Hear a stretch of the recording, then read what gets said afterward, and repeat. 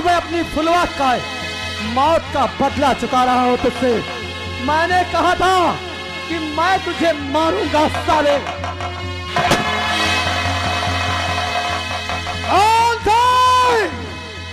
तुझे रुपयों का बड़ा शौक है ना? जान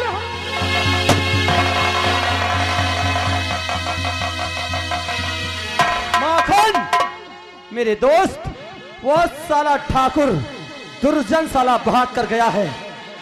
पीछा करो साले का, ढूंढ कर और दौड़ा कर मारेंगे उस कुत्ते को हम। देखता हूं कि कहां तक भागेगा वो। चलो मेरे दोस्त।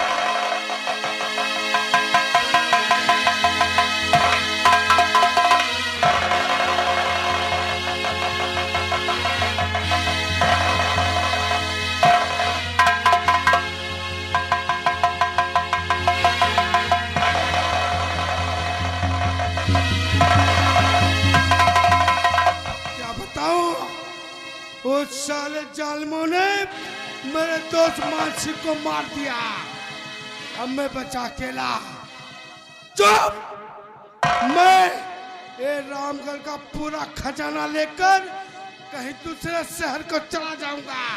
लेकिन क्या करूं, जल्दबाजी में रिवॉल्वर तो हाथ आ गई लेकिन गोली नहीं है। लेकिन अगर कोई सामने एक बार मिल गया तो हल्काने के काम में जरूर ले लूंगा।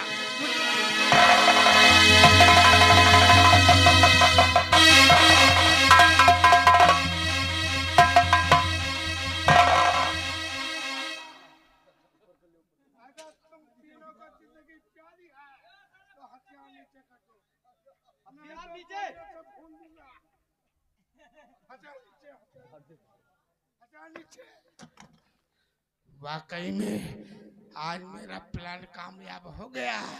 गोली नहीं है फिर भी सारे हथियार। अब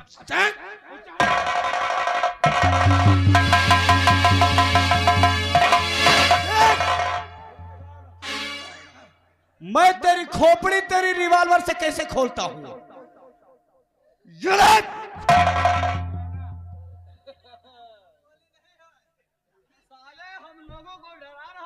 थप्पड़ में ले रहे थे। रिवॉल्वर लेकर साले धमकी दे रहा था। तेरी तो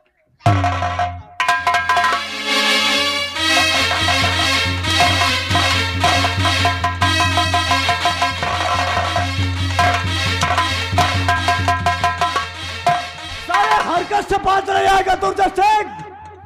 साले कुत्ते की औलाद, साले बिगड़े हुए बाप के बेलगाम घोड़े, असली बाप की नाजायज औलाद।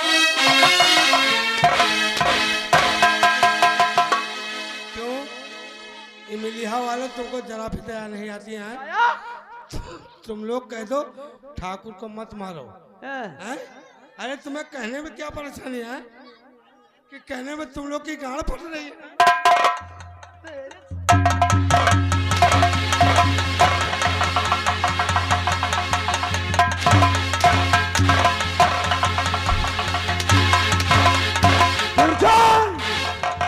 देख, तेरी मौत आज तेरे सामने खड़ी है।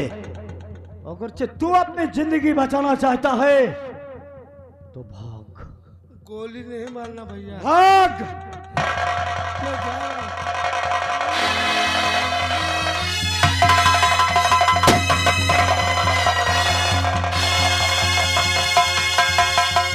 ठाकुर दुर्जन, साले हरामखोर कहीं के, अब कैसे भागेगा साले तू?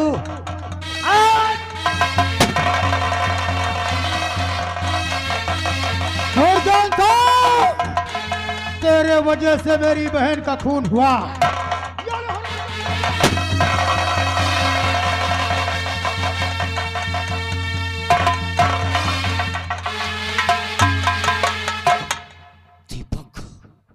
मेरे दोस्त माखन, हमारे सारे दुश्मन मारे जा चुके हैं। हाँ यार, मेरा बदला पूरा हुआ, यानी हम सबका। अगरचे हम ऐसे रहे तो किसी ना किसी दिन किसी पुलिस वाले की गोली आकर हमारे सीने को फेंस कर चली जाएगी। इसलिए मेरा कहना मानो, हम तीनों अपने आप को कानून के हवाले कर देंगे। तुम ठीक कहते हो मेरे दोस्त। अगर इस तरह हम लोग चम्बल घाटी में डाकू बनकर रहेंगे तो किसी न किसी दिन किसी पुलिस वाले की गोली का शिकार हो जाएंगे। अगर हमें जीना है तो अपने आप को कानून के हवाले करना पड़ेगा। सबसे पहले हमें श्री राघवेंद्र सिंह के पास एक पत्र लिखेंगे और उसके बाद उनके सामने हम आत्मसमर्पण कर देंगे। तो देर किस बात की, हम एक पत्र साहब के पास पहुंचा देते हैं। आओ हमारे साथ। चलो।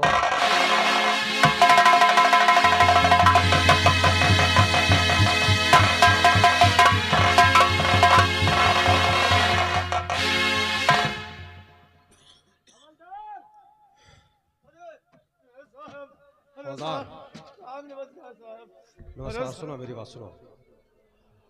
अरे साहब, आज हम चलेंगे रामगढ़। रामगढ़? हाँ, हमने सुना है कि वहाँ क्राइम कुछ ज़्यादा बढ़ रहा है, इसलिए चल करके वहाँ मुआयना करना है और थाना चेक करना है। अरे नहीं साहब, रामगढ़। देखो कोई आवाज़ दे रहा क्या? भैया कौन है आप? अच्छा भैया, आ सकते हो। तुम्हारे नाम के चिट्ठी आई है।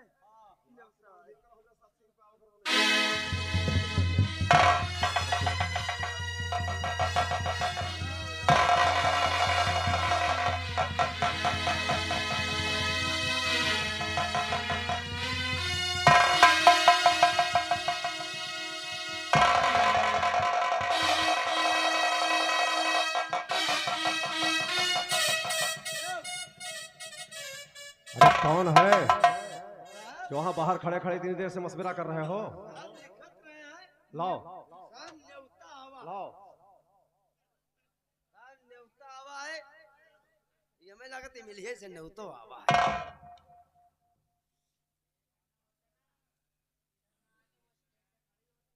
वो जो लोग मुझसे मिलना चाहते हैं उन्हें अंदर लेकर आओ।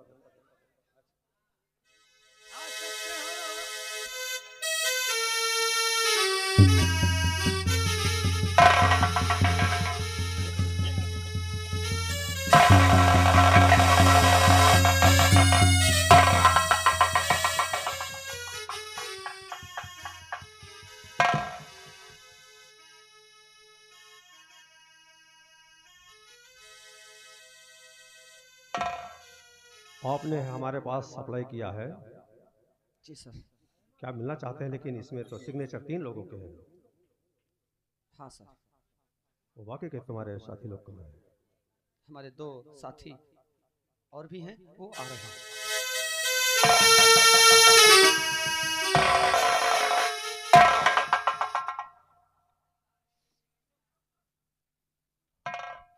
तो आप सब मुझसे मिलना चाहते हैं।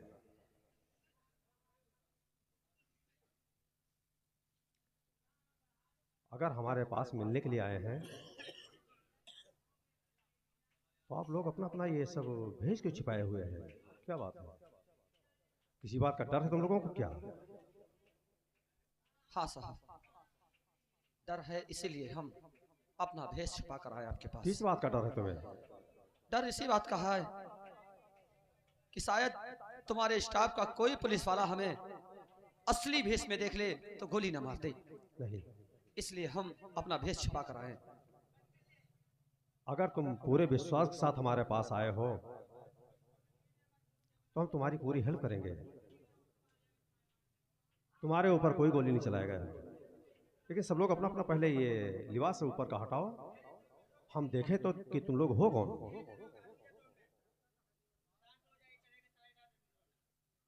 तुम अपना काम करो। तुम अपना काम करो। कैसे अपना काम करो? तुम अपना काम करो। तुम अपना काम करो, मैं अपना काम कर रहा हूं। ओके?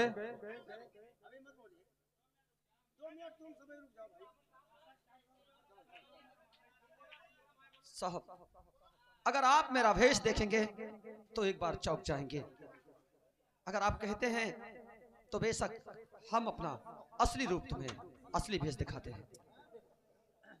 हाँ भैया, कहाँ निहारे लगे कर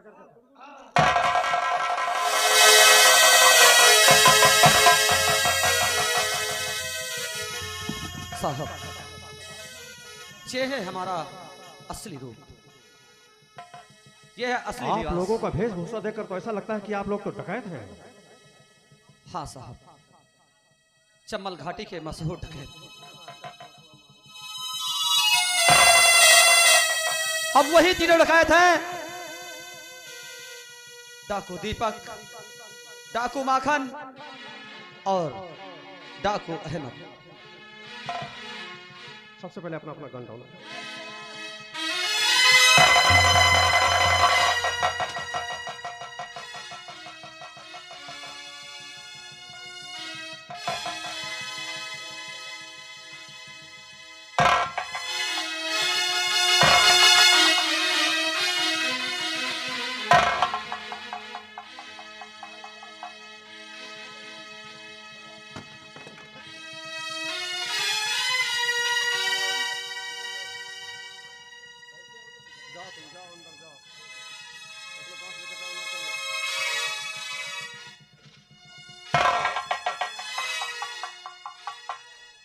क्या नाम बताया अपना? साहब मेरा नाम दीपक है, रहने वाले कहाँ के हो? सर रायपुर, ज्येष्ठ रामगढ़ के बगल ही पड़ता है। अच्छा अच्छा, अपनी स्टोरी बताओ। साहब मैं रायपुर गांव में बड़ी सुकून की जिंदगी जी रहा था, अकेला और तन्हा अनाथ दीपक, जिसका इस दुनिया में कोई नहीं था। एक दिन फुलवा नाम की लड़की से हमारी मुलाकात हुई और उससे प्यार हो गया। उसे मैं अपनी दुल्हन बनाकर अपने घर लाया। बड़े सपने सजा रखा था अपने दिल में कि फुलवा के साथ अपना सारा जीवन व्यतीत करूंगा, हमारा भी एक छोटा सा परिवार होगा। और फिर एक दिन मैं अपने खेतों पर काम करने गया और मेरी फुलवा मेरे लिए वहां खाना लेकर आई, और वहीं पर ठाकुर दुर्जन सिंह और इंस्पेक्टर मान सिंह हमारे खेतों पर पहुंचे और हमें अकेला पाकर हमें पेड़ से बांध दिया साहब। और फिर वो दोनों मिलकर हमें बहुत मारा। उसके बाद मेरी फुलवा की इज्जत लूट ली। हम पेड़ से बंधे हुए थे साहब, हम अपनी फुलवा की इज्जत ना बचा सके। उसके बाद उस दरिंदे मान सिंह ने कहा कि मुझे रेप करते हुए तूने देख लिया है, तू तो गवाह बन गया है, इसलिए उसने गोली मेरे ऊपर चलाई, सबूत मिटाना चाहा। लेकिन एंड मौके पर मेरी फुलवा मेरे सामने आ गई और वो गोली जाकर मेरी फुलवा को लगी। उन जालिमों ने मेरी फुलवा को मार डाला और फिर वही रिवाल्वर जिससे मेरी फुलवा को मारा था जमीन पर रख दिया और मुझसे कहने लगा कि दीपक अब ये रिवाल्वर तुम उठाओ, क्योंकि इस रिवाल्वर पर तुम्हारे उंगलियों के निशान चाहिए मुझे। मार मार कर वो रिवाल्वर मेरे हाथ में थमा दी और हमारे उंगलियों के निशान लेकर मुझे गुनहगार साबित कर दिया। 302 का मुजरिम बनाकर मुझे जेल के अंदर भेज दिया। झूठे 302 के केस में तुम जेल भेजे गए। जी साहब, एक मिनट, तुम्हारी अधूरी कहानी में रुको, फिर मैं बात करता हूँ आपसे। तुम्हारा क्या नाम है? साहब मेरा नाम अहमद है, रहने वाले कहाँ के हो? महमूदपुर का रहने वाला हूं साहब। मेरी कहानी है साहब कि ठाकुर दुर्जन सिंह के फार्म हाउस पर मेरी बहन काम करती थी साहब। एक दिन मेरी बहन भूखे ही काम पर चली गई और मैं खाना लेकर पहुंचा साहब, तो किसी ने मेरी बहन के पेट में तलवार भोंक दी थी साहब। इतने में इंस्पेक्टर मान सिंह वहां पर पहुंच गए साहब और मेरी बहन के खून के इल्जाम में मुझे सलाखों के पीछे ढकेल दिया साहब। अपनी बहन के मर्डर के केस में तुम जेल भेजे गए? हाँ साहब।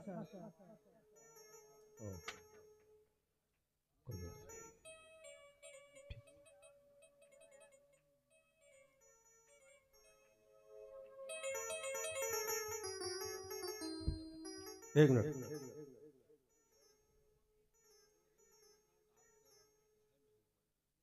तुम्हें देखकर ऐसा लग रहा है, तुम्हारे चेहरे की शाइनिंग बता रही कि तुम्हारे अंदर अभी कोई तूफान चल रहा है। ऐसा है क्या? क्या बात? ऐसा जो मेरे सीने में तूफान था, वो तूफान थम सा गया है। ये थमे हुए तूफान की शाइनिंग तुम्हारे चेहरे पर है। अपना परिचय दो। मेरा नाम माखन है साहब। रहने वाले कहाँ के हो? रामगढ़। यानी आप सब यही क्षेत्रीय ही हैं? हाँ साहब। स्टोरी क्या है तुम्हारी? मेरा छोटा सा परिवार, जहां पर मेरी माँ और मैं बड़ी खुशहाल जिंदगी जीते थे। मेरी माँ जमींदार दुर्जन सिंह की हवेली में काम करती थी, सिर्फ मुझे पढ़ाने के लिए। जब मैं पढ़ाई करने चला गया तो एक दिन मेरी माँ दुर्जन सिंह की हवेली में काम करने के लिए गई और दुर्जन सिंह शराब के नशे में मेरी माँ के आबरू से खेला साहब। और जब उसे तसल्ली नहीं मिली, उसने सोचा कि मेरी माँ बस्ती में बता देगी। फिर उसने मेरी माँ के ऊपर अपनी गाड़ी चढ़ा दिया और फिर इंस्पेक्टर मान सिंह से मिलकर मुझे फंसाने के लिए 1 लाख रुपए दिया। इंस्पेक्टर मान सिंह मेरी माँ को अस्पताल ले गया। जब उसकी बेटी रमा ने मुझसे बताया तो मैं अपनी माँ से मिलने के लिए जा रहा था साहब, कि रास्ते में अवैध हथियार रखकर मेरे बैग में मुझे झूठे केस में फंसा दिया और मुझे सलाखों के अंदर कर दिया साहब।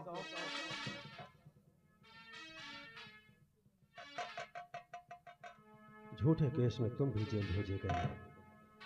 तो इसका मतलब है ये कि मैंने जैसा पेपर्स में पढ़ा था, वो जेल से भागे हुए तीनों बेगुनाह कैदी तुम ही हो। जी साहब। बेगुनाह हो ये तुम तीनों भी जानते हो, हमारा कानून भी जानता है, लेकिन हमारा वो अंधा बहरा कानून तुम लोगों को बेगुनाह सिद्ध नहीं कर पाया। अगर जेल से तुम लोग भाग नहीं लिए होते तो हो सकता है कि बची जिंदगी तुम्हारी जेल में ही बीत जाती, क्योंकि लगभग 302 के सारे मुलजिम। तो बाहर जब जेल से आए तब तुम लोगों ने क्या किया? फिर हम लोग सीधे चले गए चंबल और मिल गए हम लोगों के मसीहा सरदार मंगल सिंह, जिन्होंने हम तीनों को डकैत बना दिया और हम तीनों ने अपना बदला चुका लिया साहब। उसके बाद बची हुई जिंदगी। किस किस का मर्डर किया तुम लोगों ने बाहर निकलने के बाद? जमींदार दुर्जन सिंह, इंस्पेक्टर मान सिंह और करीम खान का। ओ अय्यास ठाकुर दुर्जन सिंह। जी साहब। और रिश्वतखोर इंस्पेक्टर मान सिंह। हाँ साहब। और वो शराबी, क्या नाम बताया था अपने मामू का? करीम खान। ये तीन के तीनों हमारे समाज के लिए दरिंदे थे, हमारे समाज के दुश्मन थे, हमारे कानून के दुश्मन थे। अच्छा किया तुम तीनों ने मिलकर के, जो ऐसे लोगों को जो हमारा कानून मुझे सजा नहीं दे पाया, उनके कर्मों की सजा तुम तीनों ने दी है।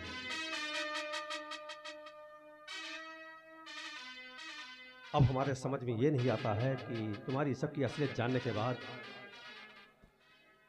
हम डिस्कस क्या सुनाएं, डिसीजन क्या लें? जैसे आपकी मर्जी साहब।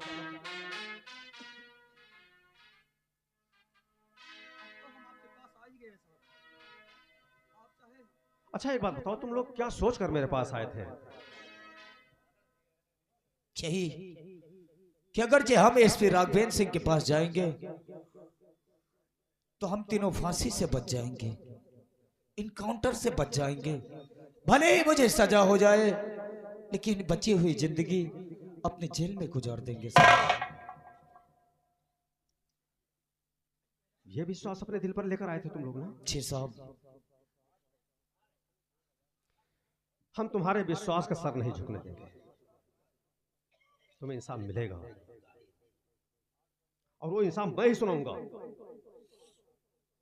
फैसला क्या है मेरा कि तुम तीनों कानून की नजरों में 302 के मुलजिम हो, पर मेरी नजरों में तुम सबके सब बेगुनाह हो।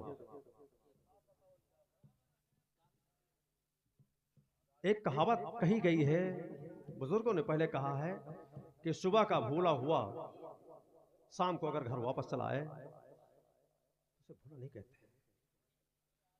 तुम तीनों को तुम्हारे हालात ने डकैत बनाया है और प्रसोद अपना पूरा करने के बाद तुम लोगों ने सोचा कि हम कानून के हैंड ओवर हो जाएंगे तो हो सकता हमारी जिंदगी बच जाए। बचेगी तुम्हारी सभी जिंदगी। मैं ये नहीं कहूंगा कि मैं तुम तीनों को जीवन दान दे रहा हूं, तुम्हारे विश्वास के साथ मैं इंसाफ कर रहा हूं।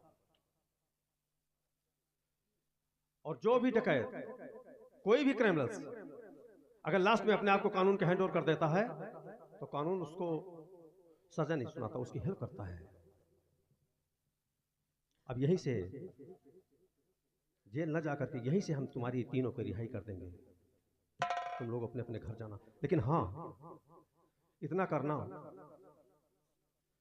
कि अब कोई भी ऐसा कदम मत उठाना कि फिर कानून की नजरों में आओ और कोई फिर राघवेंद्र सिंह एसपी तुम्हारे सामने हो मेरी जगह पर